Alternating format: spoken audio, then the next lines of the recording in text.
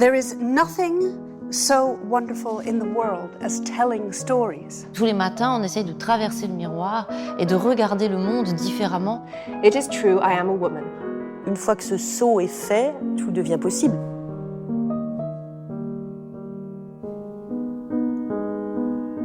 Hello, I'm Charlotte Casiraghi. Welcome to the podcast of Les Rendezvous littéraires Rue Cambon, a place where we meet to talk about writing, to talk about books. Let's meet women writers who have just taken their first step, the most decisive, the most difficult in the world of literature. How did their vocation call to them? What are their writing rituals? Who reads them and what do they read? I'm Erica Wagner, and it's my pleasure to introduce Sheena Patel and welcome her to Chanel's podcast, Les Rencontres. After Sheena won the Discover Book of the Year at the 2023 British Book Awards, she was asked what victory changed for her. People listen to what I have to say, was her answer, and quite right too. I'm a Fan, her remarkable debut novel, is a thrilling, excoriating take on how our online lives have corrupted what we're still pleased to think of as our real lives. Its unnamed narrator is fixated on the man I want to be with, as she says, and the woman I am obsessed with. And this pair are sleeping with each other too. The man is a mover and shaker, the woman an influencer whose glossy life appears to be a beacon of perfection. Our narrator desires them both, you might say, her longing always moderated through her phone, through Instagram, through the algorithms capitalist culture serves us all. Sheena's narrator is a brown woman living within a society where whiteness dominates, and her position within that society is always called into question, by others, by herself. Reading this novel is an intense and shocking experience as we all see our desires and our prejudices, I know I'm not alone, refracted through Sheena's penetrating lens. One of the Observer's best debut novels for 2022, I'm a Fan was longlisted for the Women's Prize. It was shortlisted for the Dylan Thomas Prize and the Jalak Prize, as well as being Foyle's Fiction Book of the Year in 2022. It was a finalist in the Art Seidenbaum Award for First Fiction category for the LA Times Book Prize, and it will be published in French by Gallimard in 2024. The Guardian's Lamorna Ash called it corrosive and brilliant. Its subject matter makes it incredibly contemporary. The way in which it reveals its narrator's insecurities and her vivid perception of the world make it timeless. It's a book to devour at a gulp. Sheena works in the television and film industry as well, as an assistant director on films including Doctor Strange and The Limehouse Golem. She is part of the For Brown Girls Who Write collective, a group that's played an important role in her career. Thank you for joining me, Sheena. I'm so looking forward to our talk. So am I. Thank you for that. You've got exactly the right tenor voice that I like listening to in podcasts.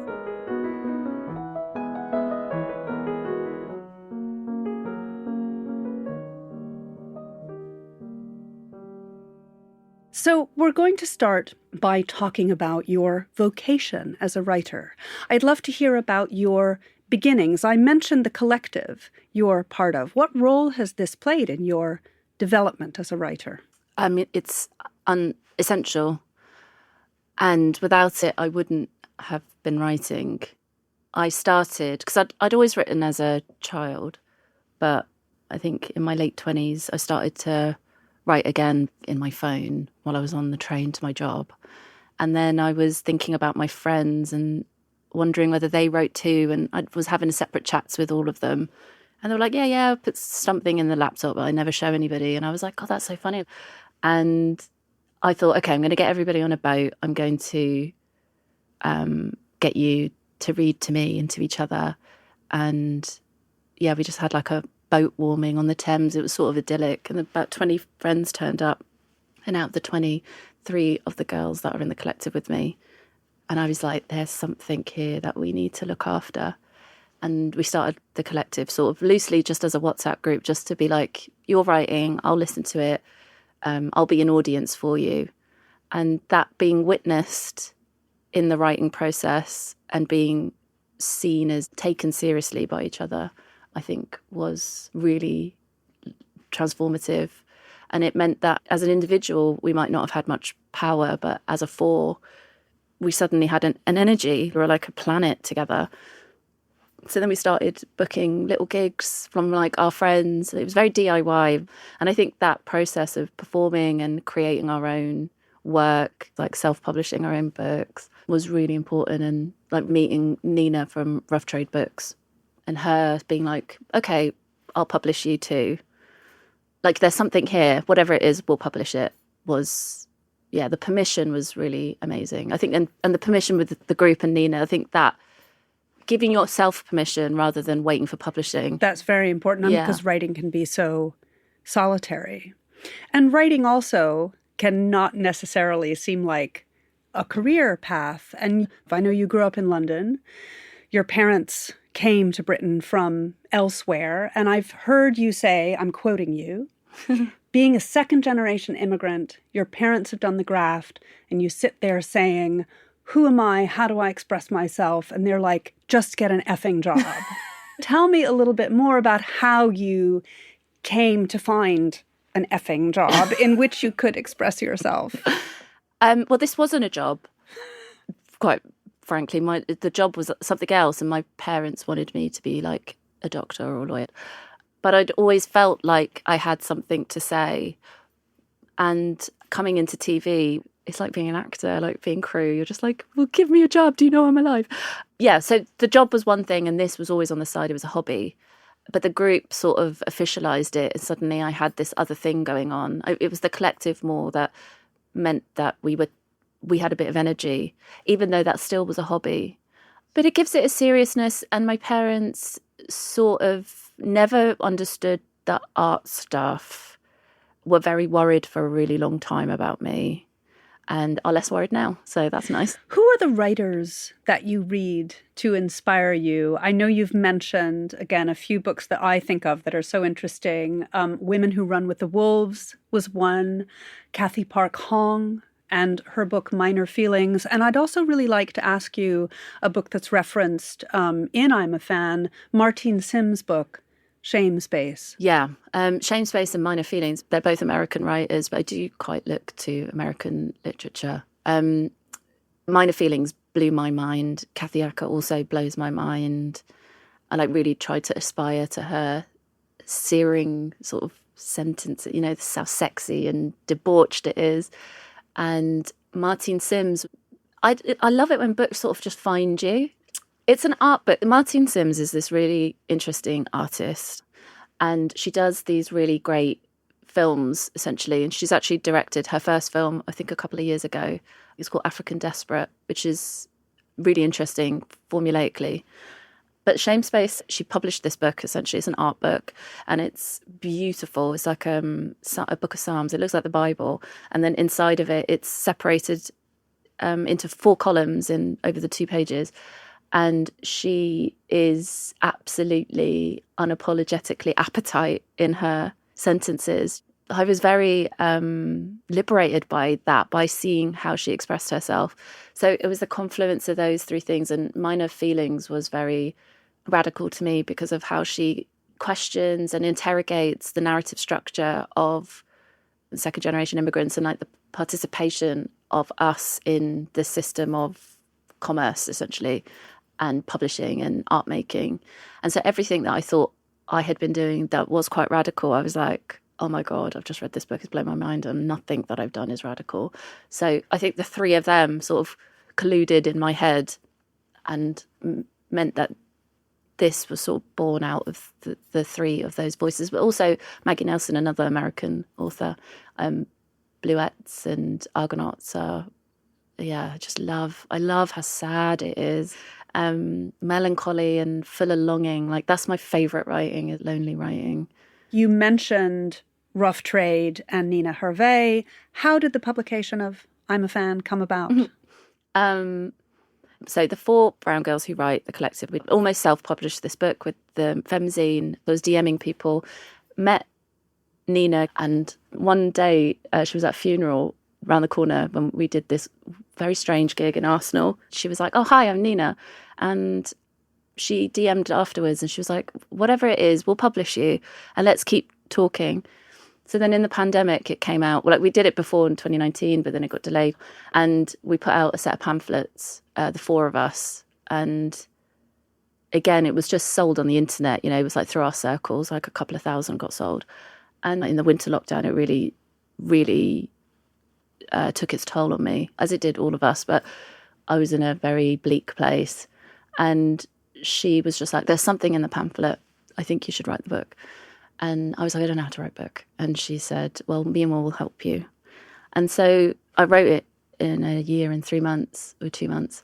And over that year, I was working full time. So I was just doing these two things. And because it was lockdown, there was nothing else going on.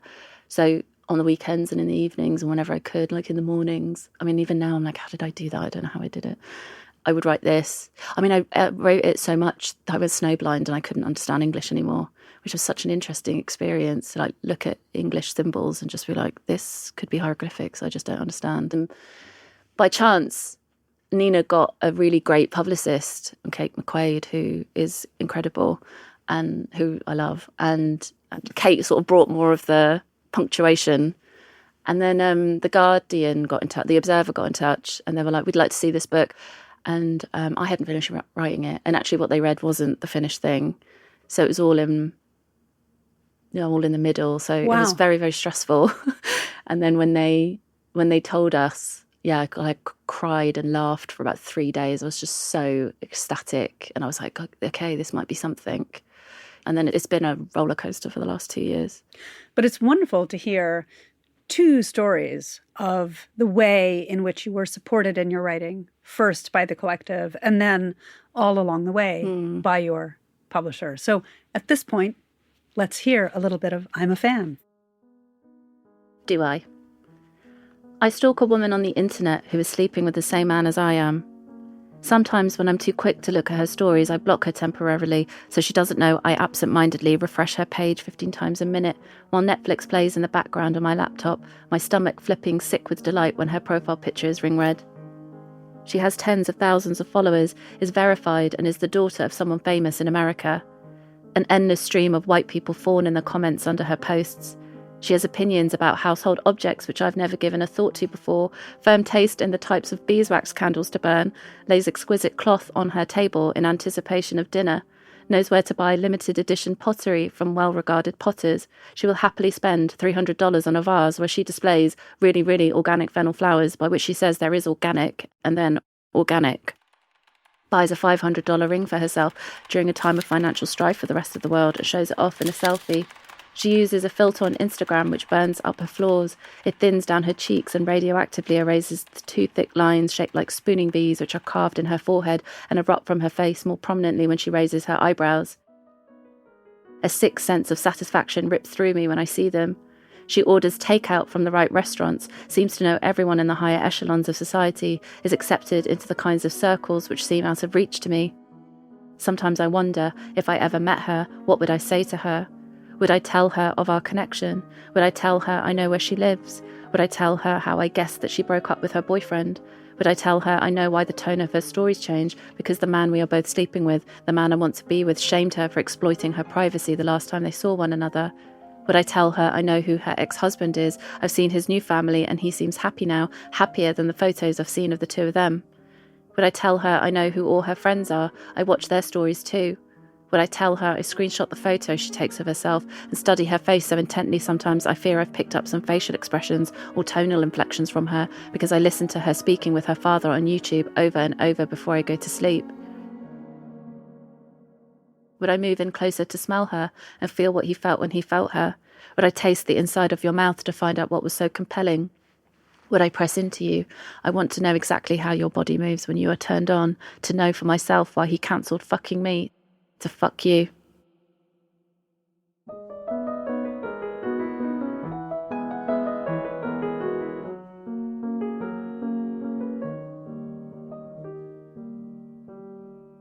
Thank you so much, Sheena. Now I want to talk to you about, why do your characters not have names? The thing is, I wouldn't even think of myself as a writer because it just happened by accident. Sometimes I just sit at my laptop and something happens, and most often it doesn't. But it just came out that way. And I've realised now that actually there's some decisions that I'm quite happy to relinquish. It's the way it came out, so it was what I went with. What do you think about it now? Have you reflected on that? Well, someone told me something really clever. It was like how the internet is the most unreliable narrator. And I was like, oh my God, that's so smart. I'm stealing. And I think I'm quite obsessed with Jungian psychology. And so this idea of like archetypes and what are our modern archetypes.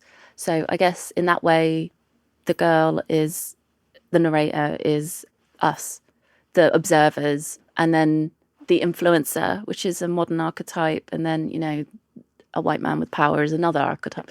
And how those interplay. So I was quite interested. Reflecting back, maybe that's what I was doing, but I wasn't conscious of it at the time.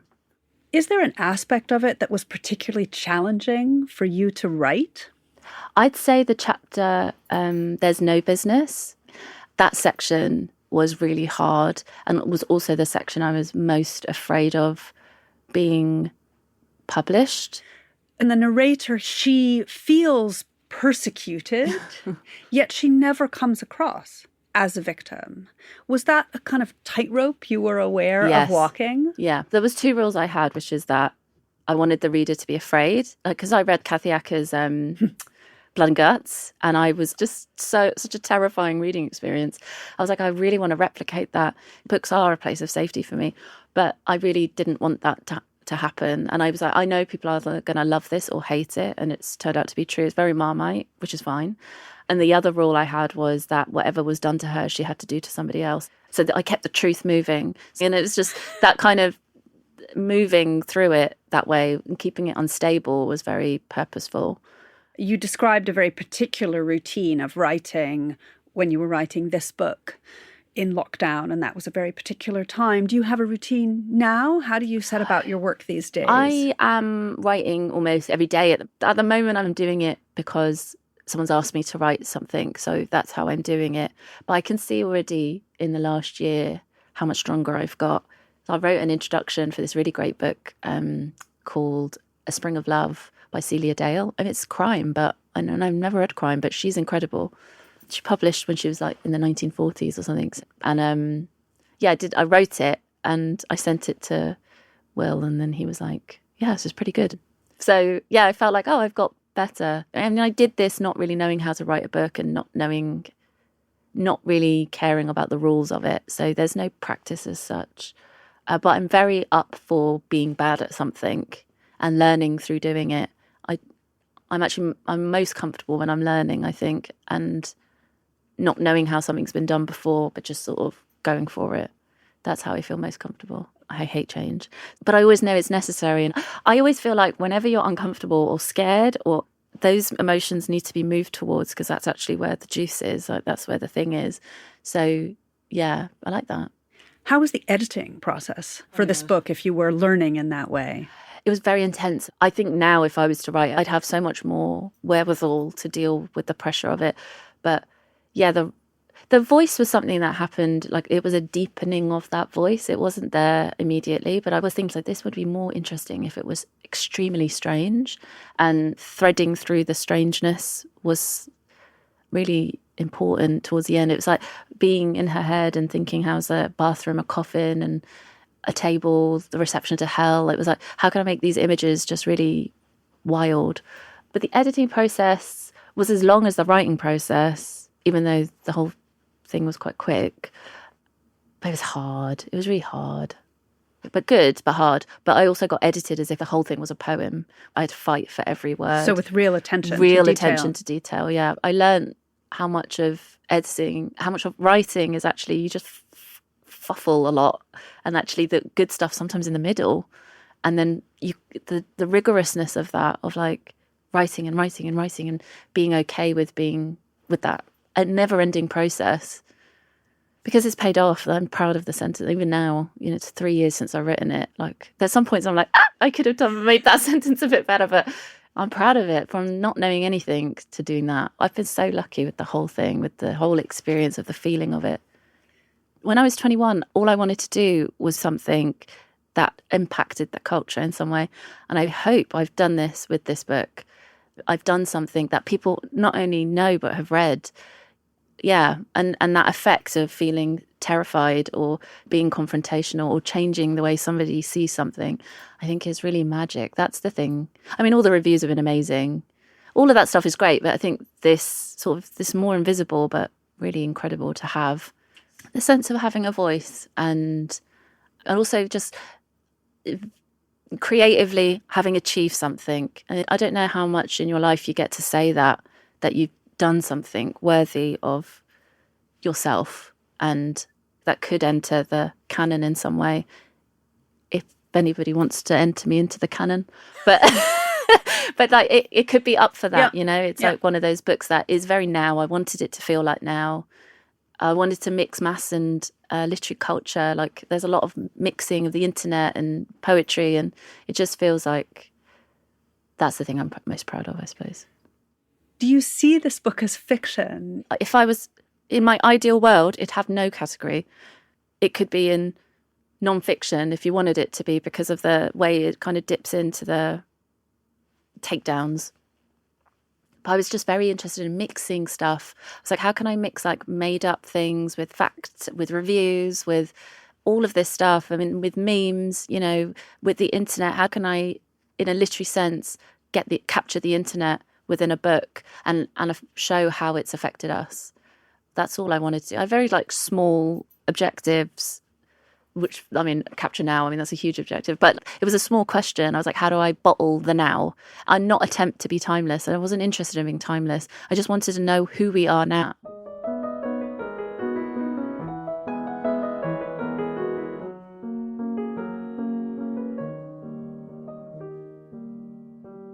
We're now going to have a few questions that we ask all of our guests as we come to the end of the podcast. So the first one is, what is the most surprising thing you've learned from being a writer? The funny thing about being a writer is how you're supposed to know how to take a photograph.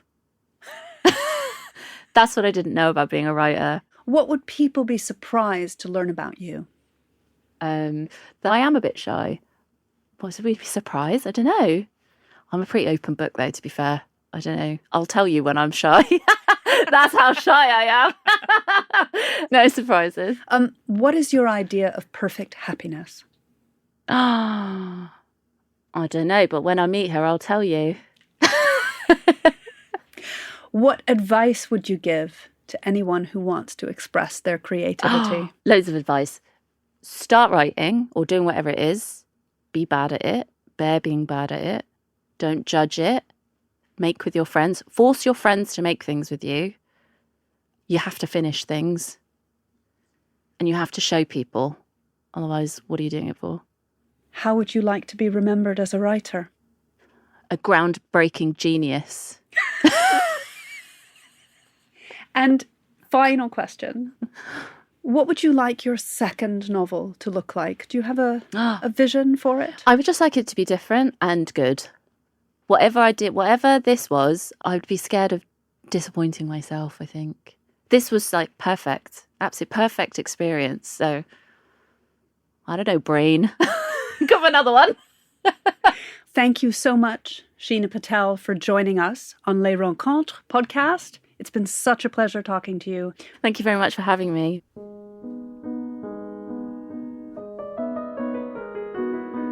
Thank you for listening to this episode of the Rendezvous littéraires Rue Cambon podcast.